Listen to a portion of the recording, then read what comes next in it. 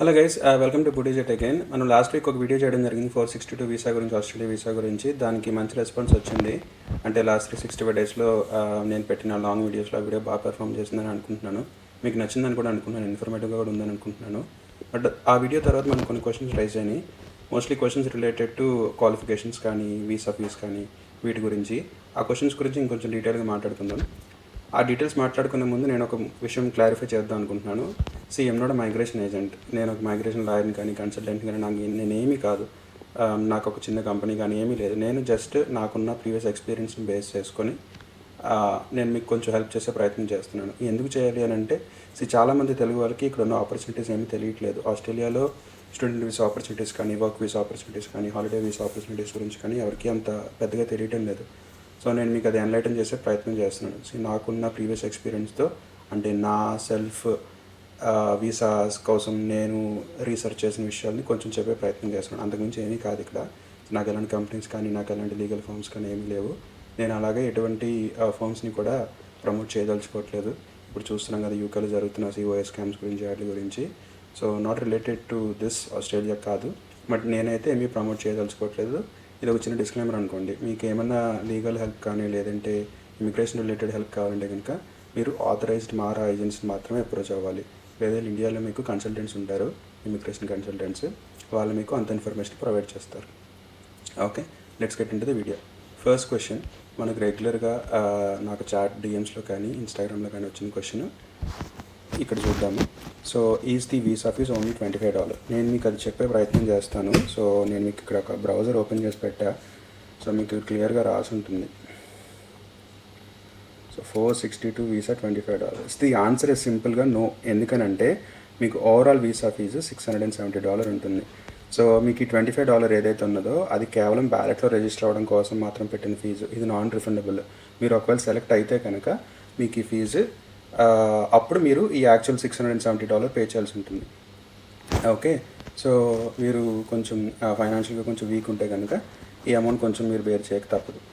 Okay, next question, language requirements. Basic English language requirements అడుగుతారు. నాకు తెలిసినంత వరకు కూడా ఆస్ట్రేలియన్ వర్క్ వీసాలో మీకు చాలా క్లియర్గా ఉంటుంది. ఏంటి అని అంటే లాంగ్వేజ్ రిక్వైర్మెంట్స్. మనం ఇండియా కానీ, చైనా కానీ, వియత్నాం కానీ ఈ త్రీ కంట్రీస్కి సెపరేట్గా 462 అని ఈ వీసా లాంచ్ చేశారు. ఈ వీసా యొక్క ముఖ్య ఉద్దేశం ఏంటి అని అంటే మ్యూచువల్గా రెండు దేశాల మధ్య ఒక young people youth mobility scheme లాంటిది అన్నట్టు. ఇది మీకు యూకేలో కూడా ఇలాంటి ప్రోగ్రామ్ ఉంటుంది. సో ఈ ప్రోగ్రామ్ పేరు మేట్స్. ఆస్ట్రేలియాలో పెట్టిన ప్రోగ్రామ్ పేరు మేట్స్. సో ఇది నాకు తెలిసి ఒక 3 years బ్యాక్ పెట్టారు. Narendra Modi and previous prime minister open చేసినట్టున్నారు. మీకు ఈ ప్రోగ్రాంలో ఏంటి అంటే ఒక 1000 వీసాస్ ఇస్తారు. ఆ వీసాస్కి మీకు first 12 months work and holiday rights ఇస్తారు. సో మీకు దీనికి ఎలాంటి స్పాన్సర్ అవసరం లేదు. బట్ యూకే కంట్రీ వాళ్ళకి 417 same visa name work and holiday visa, వాళ్ళది 417 అని అంటారు. సో వాళ్ళకి ఇట్లా 1000 బ్యాలెట్స్ ఈ రూల్స్ ఏమి ఉండవు. సో అప్లై చేసుకుంటే కనుక వాళ్ళకి వస్తుంది 417 అనేది. బట్ ఇండియన్స్కి కొంచెం మన పాపులేషన్ అది ఎక్కువ అవడం, లేదంటే మన ప్రిఫరెన్సెస్ కొంచెం తక్కువ ఉండటం వల్ల మనకి ఎవ్రీ ఇయర్ 1000 సీట్స్ అలొకేట్ చేస్తాడు, 1000 వీసాస్ అలొకేట్ చేస్తాడు. అది చాలా పెద్ద నెంబర్ 1000 వీసాస్ అనేది. బట్ బ్యాలెట్లో ఎక్కువ మంది పాల్గొంటే కనుక అది మనకు వేరే విషయం. బట్ మీకు అలొకేట్ చేసిన 1000 నెంబర్ అనేది చాలా పెద్ద నెంబర్ అని ఇక్కడ ఉన్న ఇమిగ్రేషన్ ఏజెంట్స్, లేదంటే వాళ్ళ ఈటీవీ ప్రోగ్రాంలో కానీ వాళ్ళు చెప్పడం జరిగింది. సో మీకు లాంగ్వేజ్ క్రైటీరియా వచ్చేటప్పటికి యూకే వాళ్ళకి లాంగ్వేజ్ క్రైటీరియా ఉండదు. ఎందుకనంటే వాళ్ళ first language already English. So వాళ్ళకి ప్రత్యేకంగా ఇంగ్లీష్ లాంగ్వేజ్ రాయమని, లేదంటే టోఫెల్ రాయమని, ఐఎల్స్ రాయమని, పీటీ రాయమని వాళ్ళకి చెప్పరు. బట్ ఇండియన్స్, చైనీస్, వియత్నాంకి మనకి ఫస్ట్ లాంగ్వేజ్ ఇంగ్లీష్ కాదు కాబట్టి మనకి బేసిక్ ఇంగ్లీష్ రాయమని అడగచ్చు. బట్ నేను చూసిన దాని ప్రకారం ఇక్కడ మీకు ఆజీస్ గ్రూప్ లేదంటే ఎస్ఎస్సిఎం గ్రూప్ అని ఉంటుంది. ఇవి కూడా ట్రస్టెడ్ సైట్స్ ఆస్ట్రేలియాలో, మీరు చూడొచ్చు వీటిని. ఇవి గవర్నమెంట్ సైట్స్ కాదు. ఆజీస్ గ్రూప్ అనేది గవర్నమెంట్ సైట్ కాదు. ఇది ఒక ఇనీషియల్గా the started as a PTE training website. But వాళ్ళ కన్సల్టెంట్స్గా మారినట్టున్నారు ఈ మధ్య. Not recommending to go to Aussizz group, but still ఒక మీరు చెక్ చేసుకోవడానికి బాగానే ఉంటుంది. They may need to show functional English through IELTS కానీ, పీటీ కానీ, టోఫెల్ కానీ, కేంబ్రిడ్జ్ ఇంగ్లీష్ కానీ, ఆర్ మీకు ఇక్కడ క్లియర్గా రాసింది evidence of English education completed in English. ఇదే ట్రిక్. నేను మీకు ఇదే చెప్పబోతున్నాను. నేను first time work visa apply చేసుకున్నప్పుడు నేను ఐఎల్స్ కానీ, పీటీ కానీ రాలేదు. దిస్ వాజ్ లాంగ్ బ్యాక్ 2017, 2016 అనుకోవచ్చు. ఇక్కడ evidence of education completed in English అనేది మనకి బాగా సూట్ అవుతుంది. సో ఎలాగా అంటే మీరు ఇప్పుడు ఇంగ్లీష్ మీడియంలో ఎస్ఎస్సి చదివారు అనుకోండి, లేదా 10th స్టాండర్డ్ కానీ ఇంటర్మీడియట్ కానీ చదివినప్పుడు మీ సర్టిఫికేట్లో క్లియర్గా రాసి ఉంటుంది medium of instruction is English అని రాసి ఉంటుంది. అలా రాసినట్టయితే కనుక మీకు అక్కడ ఒక 1 year కవర్ అయినట్టు 10th క్లాస్లో. మీకు ఇంటర్మీడియట్లో కూడా ఇస్తారు medium of instruction is English అని ఉంటుంది. మీ ఒకసారి మీ ఎస్ఎస్సి సర్టిఫికేట్స్ కానీ ఇంటర్మీడియట్ సర్టిఫికేట్స్ కానీ వెళ్ళి వెనక్కి వెరిఫై చేసుకొని మీకు క్లియర్గా కనిపిస్తుంది. ఒకవేళ మీకు రెండిట్లోనూ లేదు, మీరు డిగ్రీ చేశారనుకోండి, మీ డిగ్రీలో కూడా ఉంటుంది medium of instruction is English అని. మీ యూనివర్సిటీ డిగ్రీలో కానీ లేదంటే మీ సెమిస్టర్, ఎందుకంటే ఇప్పుడు చిన్నపిల్లలు కూడా అప్లై చేస్తారు కూడా 18 years నుంచి. సో మీకు డిగ్రీ పూర్తి ఉండకపోవచ్చు, మీరు డిప్లొమా చేస్తుంటే కనుక, లేదంటే డిగ్రీ ఫస్ట్ ఇయర్ చదువుతున్నా కనుక మీ కాలేజ్లో మీకు medium of instruction English letter అనేది ఇమ్మంటే ఇస్తారు. ఆ పెర్ఫార్మా స్టాండర్డ్గా అన్ని యూనివర్సిటీస్ దగ్గర ఉంటుంది. నేను నాగార్జున యూనివర్సిటీకి వెళ్ళి తెచ్చుకున్నాను, ఆంధ్ర యూనివర్సిటీకి వెళ్ళి తెచ్చుకున్నాను. సో నాకు తెలుసు కాబట్టి చెప్తున్నాను. నేను మా స్కూల్కి వెళ్ళి కూడా తెచ్చుకున్నాను.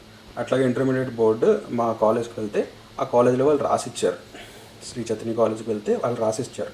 సో అది పెద్ద ప్రాబ్లం ఏం కాదు. సో మీరు ఖచ్చితంగా ఐఎల్స్ రాయాలనే రూల్ ఏమీ లేదు.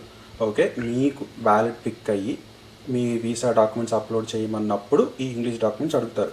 సో అప్పుడు మీరు ఎవిడెన్స్ ఆఫ్ ఇంగ్లీష్ ఈ ఎడ్యుకేషన్ సర్టిఫికేట్స్ తెచ్చుకుంటే కనుక మీకు సరిపోతుంది. ఓకే, సో ఖచ్చితంగా ఐఎల్స్ రాయాలి, టోఫెల్ రాయాలని రూల్ ఏం లేదు.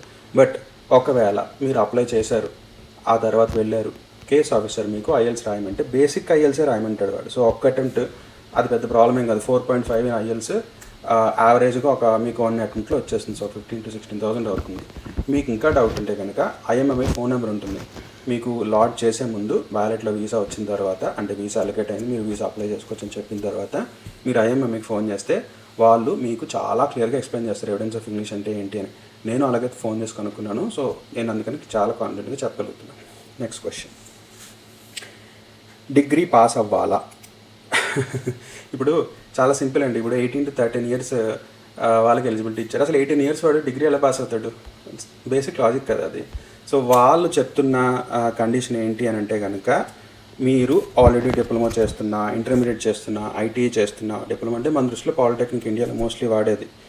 ఓకే, సో అది చేసినా, లేదంటే ఆల్రెడీ 2nd year డిగ్రీ చదువుతున్నా, 1st year డిగ్రీ చదువుతున్నా, వాళ్ళు చూసేది మీ డిగ్రీ కాదు.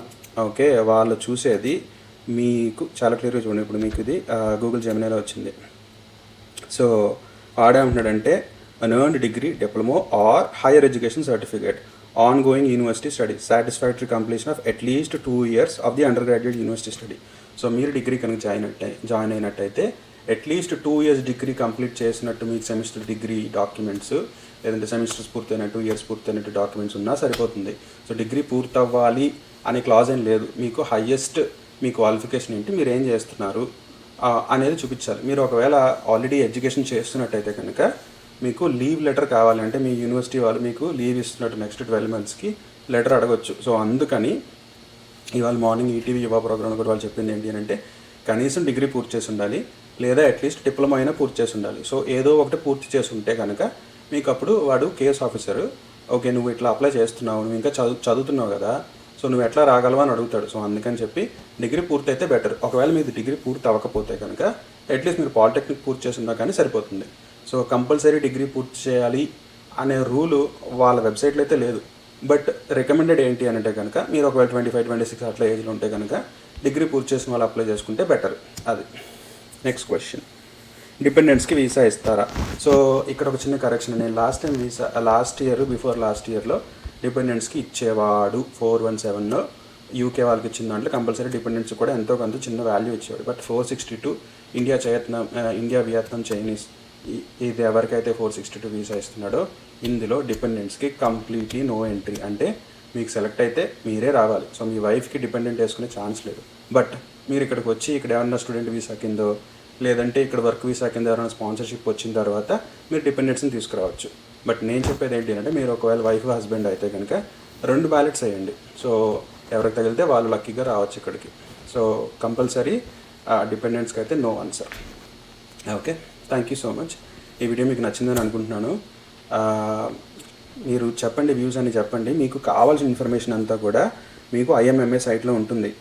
నేనైతే ఎప్పుడు కూడా ఐఎంఎంఏ సైట్కి వెళ్ళమని సజెస్ట్ చేస్తాను. ఎందుకంటే ఐఎంఎంఏ అనేది గవర్నమెంట్ సైట్. సో మీకు ఇక్కడ చాలా క్లియర్గా రాసి ఉంటుంది. సో ఇక్కడ మీకు చాలామందికి ఒక డౌట్ రావచ్చు, ఫస్ట్ వర్క్ వీసా ఏంటి, హాలిడే వీసా ఏంటి అని. మీకు ఏంటి అని అంటే ఫస్ట్ 12 months ఇస్తాడు.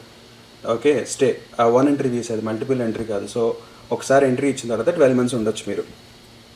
ఓకే, ఆ తర్వాత మీరు 4 months వరకు స్టడీ చేయొచ్చు. అంటే మీరు ఏమైనా డిప్లొమా కోర్సెస్ కానీ 4 monthsలో అయిపోయే కోర్సెస్ ఏమైనా ఉంటే కనుక జాయిన్ అవ్వచ్చు. ఇక్కడ మీకు మళ్ళీ సెకండ్ ఎంట్రీ ఉంటుంది. సెకండ్ ఎంట్రీ ఏంటి అని అంటే కనుక మీరు ఈ ఫస్ట్ 12 monthsలో ఇన్ని డేస్ ఉంటే కనుక మీకు ఎక్స్టెండ్ చేస్తాడు. సో ఇది రెగ్యులర్గా యూకే ఫామ్ వీసా ఒకటి ఉంటుంది. సో వాళ్ళు ఏం చేస్తారంటే వచ్చి ఫస్ట్ 12 monthsలో అట్లీస్ట్ 88 days ఎంతో, సబ్జెక్ట్ టు కరెక్షన్ నేను చెప్పేది, 88 days ఎంతో కనుక ఉంటే వాళ్ళకి నెక్స్ట్ ఇయర్ ఎక్స్టెన్షన్కి ఇస్తాడు. సో మనకు కూడా కంపల్సరీ ఇదే రూల్ వర్తిస్తుంది. ఇప్పుడు మీరు ఇక్కడ ఏం అడగండి, ఎక్స్టెన్షన్ ఆఫ్టర్ 12 months అని కొట్టండి. మీకు కొన్ని కండిషన్స్ మీట్ అవ్వాలన్నమాట. కొన్ని కండిషన్స్ మీట్ అయితే కనుక ఇదిగోండి, to extend your 462 visa after 12 months, you must apply for a second work and holiday visa. You do not need to meet the new education English requirements for the extension.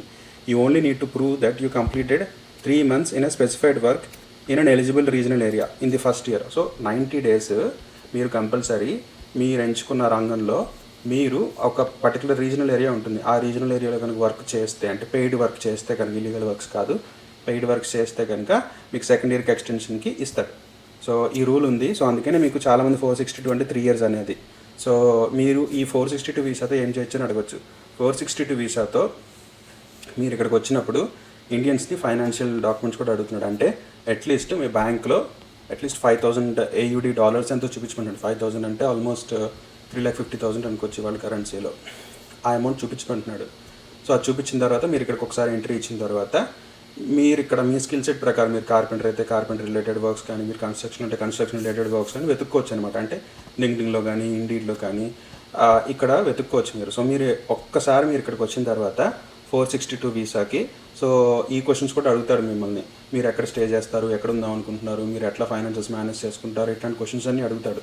So మీకు ఇక్కడ ఎవరైనా friends కానీ relatives కానీ ఎవరైనా ఉంటే కనుక వాళ్ళ stay address అది ఇవ్వచ్చు. సో ప్రాబ్లమే ఉండదు.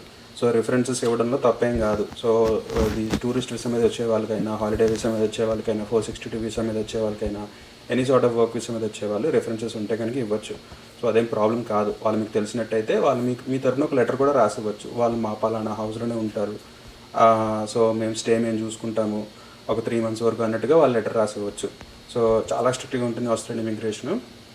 మీరు స్టే, ఫైనాన్సెస్ అన్నీ మీరు చూపించుకోవాల్సి ఉంటుంది. ఎట్లా బతుకుతారు మీరు ఇక్కడ అని అడుగుతారు. సో మీరు బ్యాంక్ లోన్ తీసుకున్నామని నేను చెప్పకూడదు, మీ ఫైనాన్సెస్ మీరు చూసుకోవాలి. ఇక్కడికి వచ్చిన తర్వాత మీ 462 వర్క్ రేట్స్ ఉంటాయి కాబట్టి మీరు ఏదైనా చిన్న క్యాజువల్ జాబ్స్ చేసుకోవడం కానీ అట్లాంటివన్నీ చేసుకొని మీరు ఎక్స్ప్లోర్ చేయొచ్చు. సో ఈ వీసాకి ముఖ్య ఉద్దేశం ఏంటి అని అంటే ఎక్స్ప్లోర్ ది ఆస్ట్రేలియా.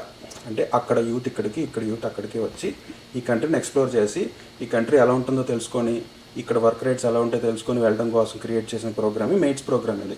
సో ఇది చాలా ఇంట్రెస్టింగ్ ప్రోగ్రామ్ ఇది. ఒకసారి సరదాగా అప్లై చేయండి. $25 ఏముంటుంది, ఒక $1,250 $2,000 అవుతుంది. మీకు దీనికి ఏ ఏజెంట్ అక్కర్లేదు. ఫస్ట్ అసలు బ్యాలెట్లో వేయండి, లాటరీ తగిలితే కదా అప్పుడు మీకు వస్తే కదా ఈ ప్రాసెస్ అంతా. సో ప్రాబ్లమే ఉండదు. జస్ట్ ఒక $25. బట్ మీకు $25తో మీకు 12 months వర్క్ వీసా వస్తుందంటే అది చాలా బిగ్ థింగ్ అనే అనుకోవచ్చు. ఇది ఇంతకుముందు లేదు, లాస్ట్ 2-3 years నుంచే స్టార్ట్ చేశాడు. ఇంకొకటి 18 to 30 years అనే ఏజ్ బ్రాకెట్లో 18 కూడా ఇంక్లూడెడ్, 30 కూడా included, but 31 not included. Okay, please to checkout my videos. నేను చాలా కంటెంట్ చేస్తున్నాను 462 వీసా గురించి. మళ్ళీ చెప్తున్నాను, డిస్క్లైమర్ అనుకోవద్దు. నేను ఏజెంట్ని కాదు, నేను మైగ్రేషన్ లాయర్ని కాదు. నేను జస్ట్ నా పర్సనల్ ఎక్స్పీరియన్స్, నాకున్న అనుభవంతో మన తెలుగు వాళ్ళకి గైడ్ చేసే ప్రయత్నం మాత్రమే చేస్తున్నాను. Okay, please to support, please to subscribe. Thank you so much. Bye.